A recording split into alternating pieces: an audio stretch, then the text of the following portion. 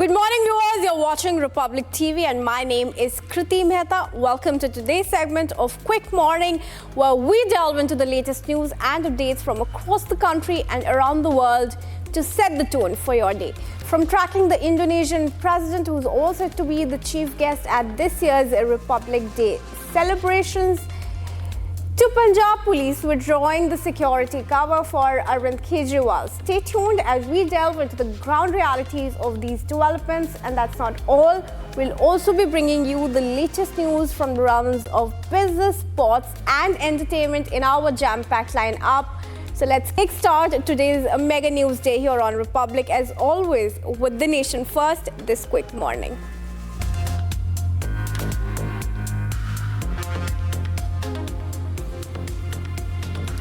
Indonesian President Prabowo Subianto arrived in the national capital on Thursday night on his first state visit to India. He was received by the Minister of State for External Affairs, Pabitra Margarita, at the airport in New Delhi. President Prabowo, who is in India from January 23 to 26, will also be the chief guest for the 76th Republic Day celebrations. The Ministry of External Affairs said that the visit will further strengthen the Indonesia Comprehensive Strategic Partnership. Karnataka Home Minister G. Parameswara has condemned the recent raid on a massage parlor in Mangaluru, calling for the immediate arrest of those responsible. The minister emphasized that the purpose of the raid is still unknown and that such acts of vigilantism will not be tolerated. Parameswara instructed the police department to take swift action, ensuring that those involved in the raid are brought to justice. He reiterated that everyone has the right to work and that no one should obstruct anyone's business or take the law in their hands. The Punjab police has decided to withdraw the additional security provided to former Delhi Chief Minister Arnab Kejriwal following objections from the Delhi police and a complaint to the Election Commission. This development comes just ahead of the Assembly election in Delhi scheduled for February 5. According to the Director General of Punjab Police, the decision was made after receiving directions from the Delhi Police and the Election Commission. CM साहब सरदार भगवंत मान ते अरविंद केजरीवाल जी ਦੀ threat ਬਾਰੇ ਸਾਨੂੰ time to time reports ਆਉਂਦੀਆਂ ਹੈਗੀਆਂ ਤੇ ਉਹ ਅਸੀਂ ਕੰਸਰਨਡ ਏਜੰਸੀਜ਼ ਨਾਲ ਅਸੀਂ ਸ਼ੇਅਰ ਕਰਦੇ ਹੈਗੇ ਤੇ ਅੱਜ ਸਾਨੂੰ ਦਿੱਲੀ ਪੁਲਿਸ ਤੇ ਇਲੈਕਸ਼ਨ ਕਮਿਸ਼ਨ ਦੀ ਹਦਾਇਤਾਂ ਤੋਂ ਬਾਅਦ ਜਿਹੜਾ ਪੰਜਾਬ ਪੁਲਿਸ ਦਾ ਕੰਪਲੀਮੈਂਟ ਜਿਹੜਾ ਸੀਗਾ ਕੇਜਰੀਵਾਲ ਸਾਹਿਬ ਦੀ ਸਿਕਿਉਰਿਟੀ ਦੇ ਵਿੱਚ ਉਹ ਅਸੀਂ ਉੱਥੋਂ ਵਿਡਰਾ ਕੀਤਾ ਹੈ ਤੇ ਅਸੀਂ ਆਪਣਾ ਕੰਸਰਨ ਜਿਹੜਾ ਹੈਗਾ ਉਹਦਾ ਨਾਲ ਸ਼ੋਅ ਕੀਤਾ ਹੈ ਤੇ ਅਸੀਂ ਇਨ ਟੱਚ ਰਹਾਂਗੇ ਅਸੀਂ ਆਪਣੇ ਇਨਪੁਟਸ ਜਿਹੜੇ ਹੈਗੇ ਉਹ ਦਿੱਲੀ ਪੁਲਿਸ ਨਾਲ ਅਸੀਂ ਸ਼ੇਅਰ ਕਰਦੇ ਹਾਂ BJP MP Ravi Shankar Prasad on Thursday lashed out at the Congress, a key ally in the Jharkhand government, over the reinstatement of IAS officer Pooja Singhal, who was recently released on bail after being arrested in a money laundering case. Prasad demanded accountability from Congress and questioned the actions of the party, particularly leader of opposition Rahul Gandhi, in the wake of the controversial decision. BJP MP also targeted Lok Sabha's leader of opposition Rahul Gandhi, taking pot shots at him for roaming around with the constitution in his hand.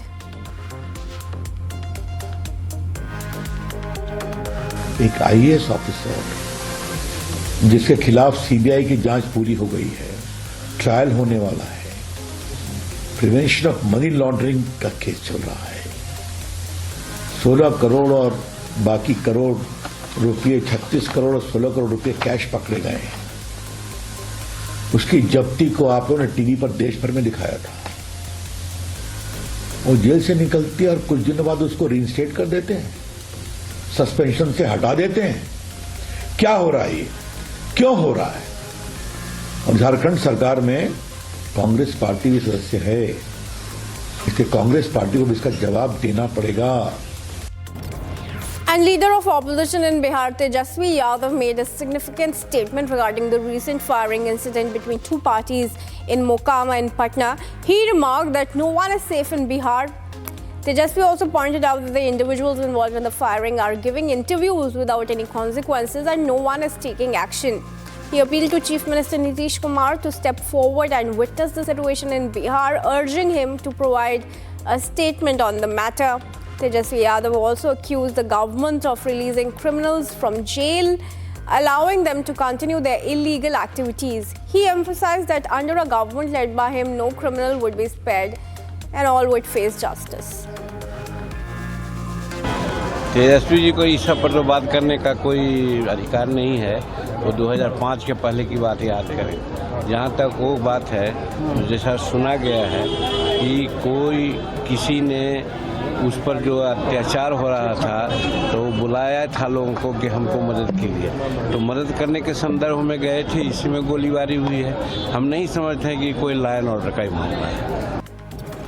Soon after, the Bharatiya Janata Party slammed Congress leader for his post on X regarding tributes to Netaji Subhash Chandra Bose on his birth anniversary on Thursday. Mamata Banerjee-led Trinamool Congress also called out the party and said that the Congress MP's post is not acceptable.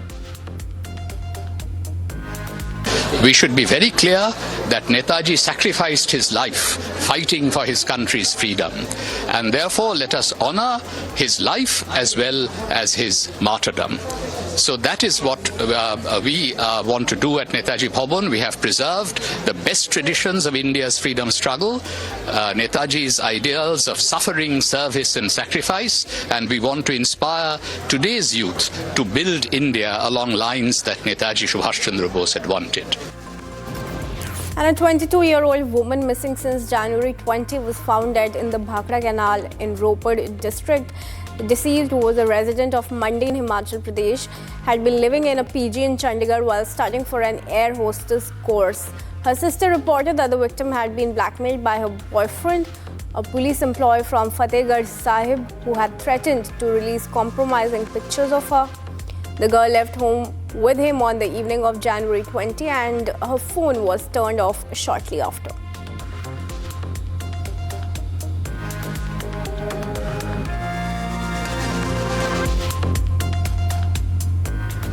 And viewers, tracking top business stories of the day, we bring you the latest from India's economic landscape, from government revising EV policy amid Tesla's India entry to Indian tribunals suspending antitrust ban on WhatsApp and Meta data sharing. Stay tuned as we bring you all these updates from the business world.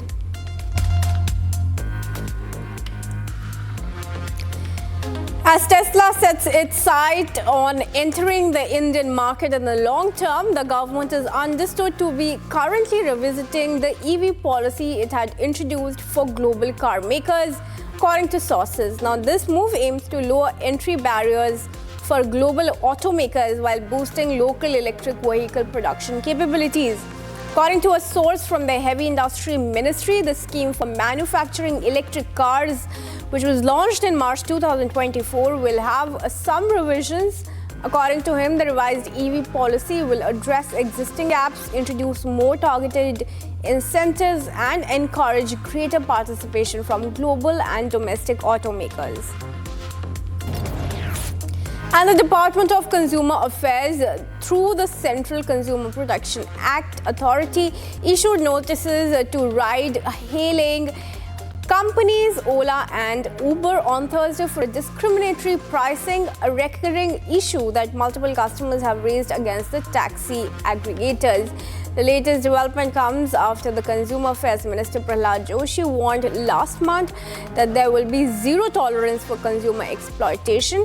He also asked the CCPA to conduct a comprehensive investigation into the claims. The BJP leader described this behavior as prima facie unfair trade practice and a blatant disregard for customers' right to transparency.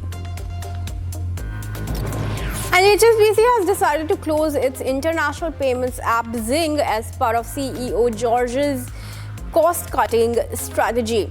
The move is expected to result in approximately 400 job losses, including non-HSBC customer support staff. Employees at risk of redundancy will be informed starting this Thursday.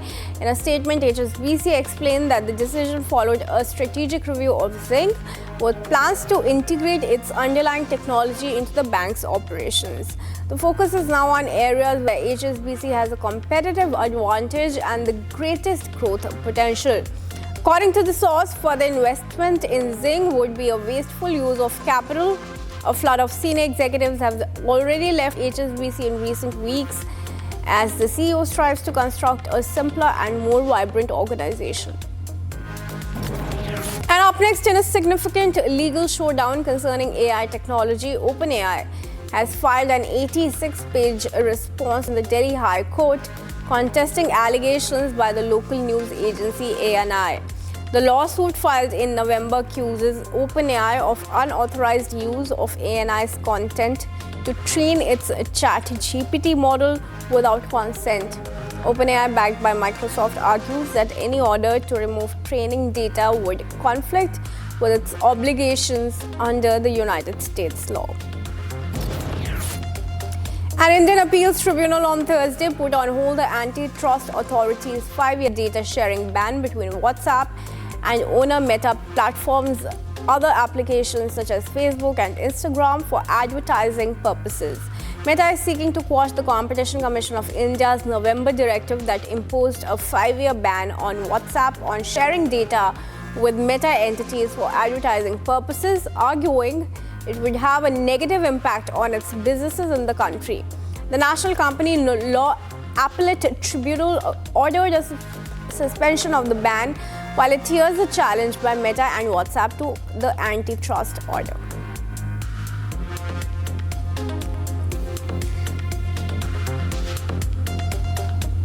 Moving on now to our international segment, where we are going to bring you some of the top news stories from the world from across the world. Now, today we delve into significant developments from Israel's military chief visiting Jenin in occupied West Bank to a teenager sentenced for 50 years in prison for murdering 3 girls. Stay tuned.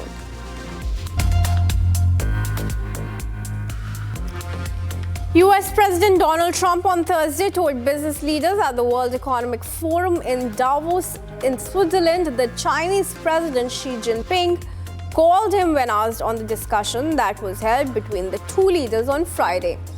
Trump said that they discussed the ongoing war between Ukraine and Russia. Trump said China has a great deal of power over the situation and that the US will work with them to end the war. Trump echoed that he would like to meet with Russian President Vladimir Putin soon.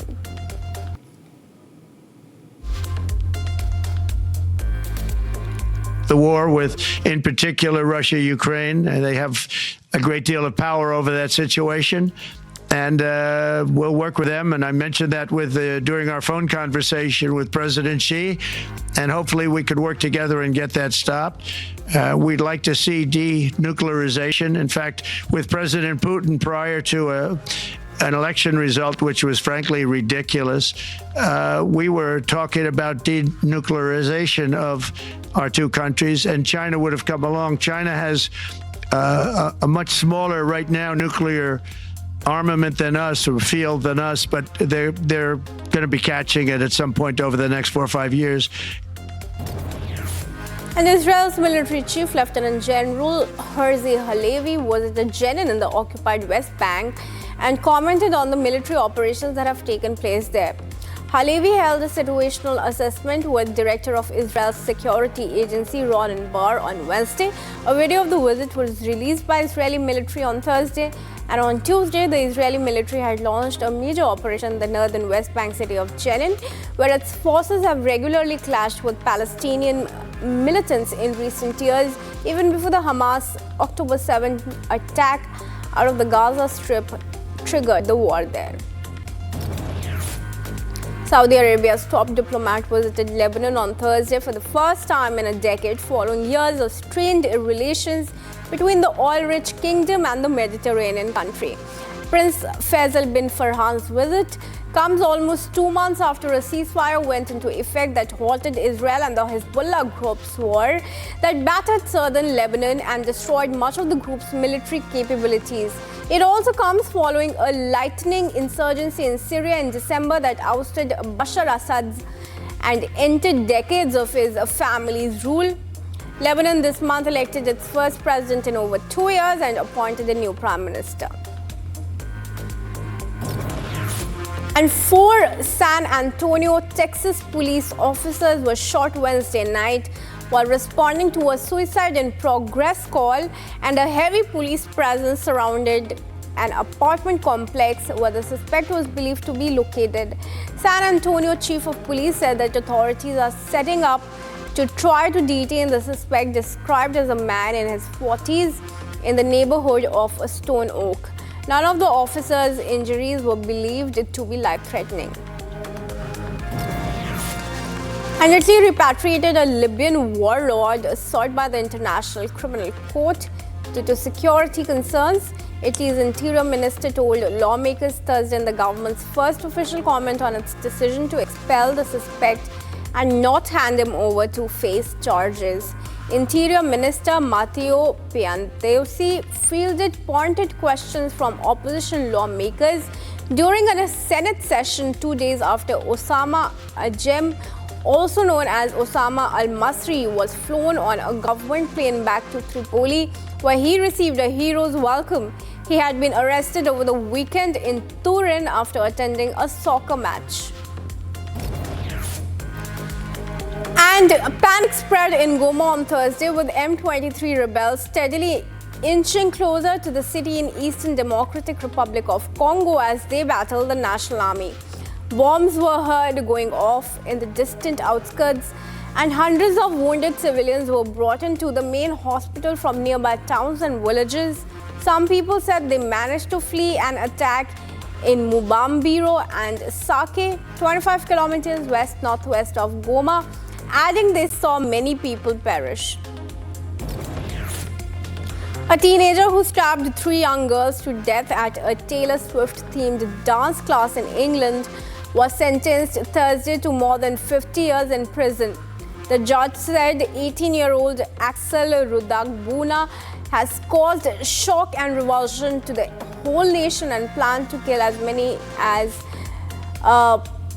people as he could. The judge also said that he couldn't impose a sentence of life without parole because Rudagbuna was under 18 at the time of the crime, but the judge noted he must serve more than 51 years before being considered for parole, and it is likely he will never be released.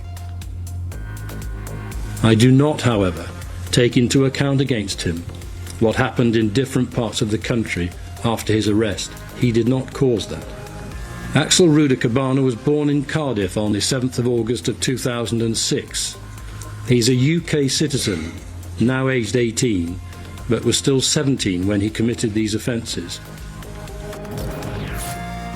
And Canada's energy industry is preparing for possible disruptions as the country faces the Trump administration's looming threat of a 25% tariff. Following his presidential election victory in November, Trump announced he would sign an executive order imposing a 25% tariff on all Canadian goods imported into the US.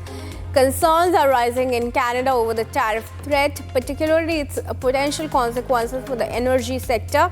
Turner Valley, located around 80 kilometers from the Calgary in the Canadian province of Alberta, is a key hub for the region's petroleum industry with visible signs of energy production throughout. Perspective of, okay, maybe the US stuff gets put off now, and maybe we go after these other ones which we seem to have more traction and more trust that we can actually move forward on that. So ultimately, when those questions are raised, you're going to start looking for places where there's less risk, and right now the US is becoming more risk. It's time now for a very quick break on this bulletin, but stay tuned. We'll come back with the stories from sports and entertainment.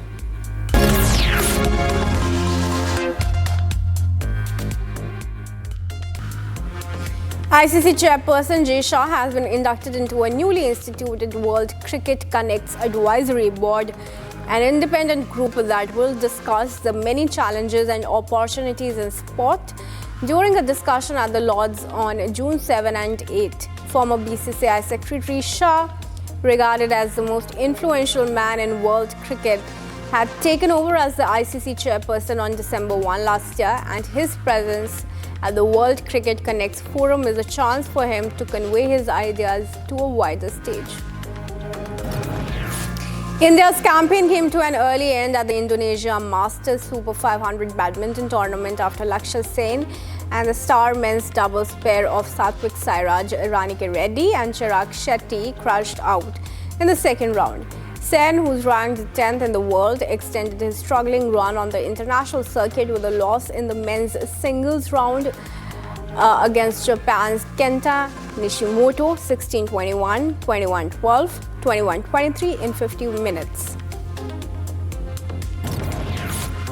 And despite getting overlooked for the all-rounder's role in the Indian Test side, Shardul Thakur asserted that a player should be considered for selection if he has quality after producing another re-argued act to save Mumbai. Some blushers in Ranji Trophy. The 33-year-old Thakur came to Mumbai's rescue once again with the bat, smacking 5 fours and 2 sixes to make 51 of 57 balls and dragging them to 120 all out from a precarious 47 for 7 against Jammu and Kashmir. Following a 6-run win over England in the second T20I at Manuka Oval in Canberra, Australia, sealed the women's Ashes to 25. Now, they have decimated the visitors in the ODI series, winning 3-0, and despite losing captain Alyssa Healy to an injury, the team put up a strong show in the T20Is, winning back-to-back games to get the job done. England put up an underwhelming performance in the first of the 5-match T20I series against India at the Eden Gardens in Kolkata. While most of their other players had an off day, fast bowler Gus Atkinson arguably endured the worst outing for any player in T20 cricket history. Atkinson became the first ever player in T20 cricket history to strike at less than 30 and concede at an economy of more than 18. Madhya Pradesh suffered a massive injury scare with respect to their star all-rounder. Iyer, who came into bat at number 6, twisted his ankle just 2 balls into his innings in the 6th round Ranji Trophy clash against Kerala in Trivandrum. Iyer was visibly in excruciating pain as he lay on the ground for a few minutes before being helped to limp off the field. Former captain Michael Clarke was the latest inductee to the Australian Cricket Hall of Fame, becoming the 64th cricketer to be on the list. Clarke, who's a dashing top-order batter and a handy left-arm orthodox spinner, accepted the honour at his home ground, the Sydney Cricket Ground, almost a decade after playing his final match for Australia in the away Ashes in August 2015. And Juventus boasted an attack by signing France forward Randal Kolo Muani on loan from Paris Saint-Germain until the end of the season. Juventus is in 5th place in Serie A and is unbeaten. However, Thiago Motta's side has failed to finish teams off and drawn 13 of 21 games so far. Kolo Muani became Paris Saint-Germain's 3rd most expensive signing when he joined from German club for €95 million. Australia's women had already retained the Ashes. Now they won the series against England. The Australians won the rain-affected second T20 by 6 runs in Canberra on Thursday to extend their 100% start to the series and move into a 10-0 lead with just one more T20 and a test match remaining.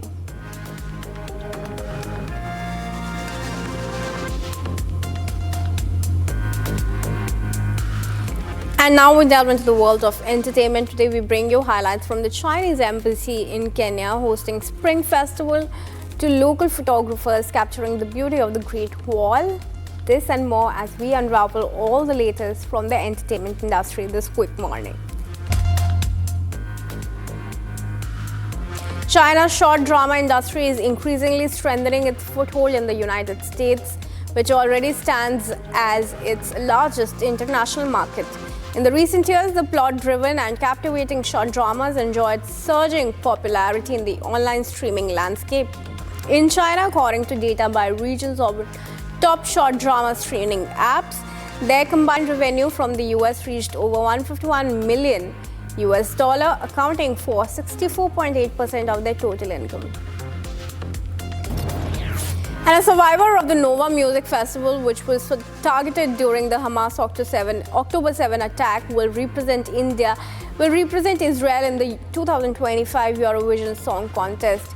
Yuval Rafal, 24, took first place in a televised contest singing ABBA's Dancing Queen, which she dedicated to those killed on October 7, and Sam Smith's Writing on the Wall. Rising Star, an Israeli reality singing competition, gripped audiences this year because of the contestants' harrowing story of surviving the Hamas October 7 attack. The reality show chooses Israel's representative for the Eurovision Song Contest. The Chinese embassy in Kenya on Tuesday hosted a reception to celebrate the upcoming Spring Festival, or the Chinese Lunar New Year, with overseas Chinese and Chinese institutions in Kenya. The Spring Festival, which marks the start of a new year on the Chinese lunar calendar, is the biggest annual holiday for the Chinese people and sees people from across the country return to their hometowns to celebrate with their families and friends. This year it falls on January 29, ushering in the Year of a Snake. More than 300 people also attended the reception, including representatives from 20 Chinese community organizations and Chinese institutions, Chinese staff from the United Nations Nairobi office, Chinese media in Kenya, and members of the Confucius Institutes.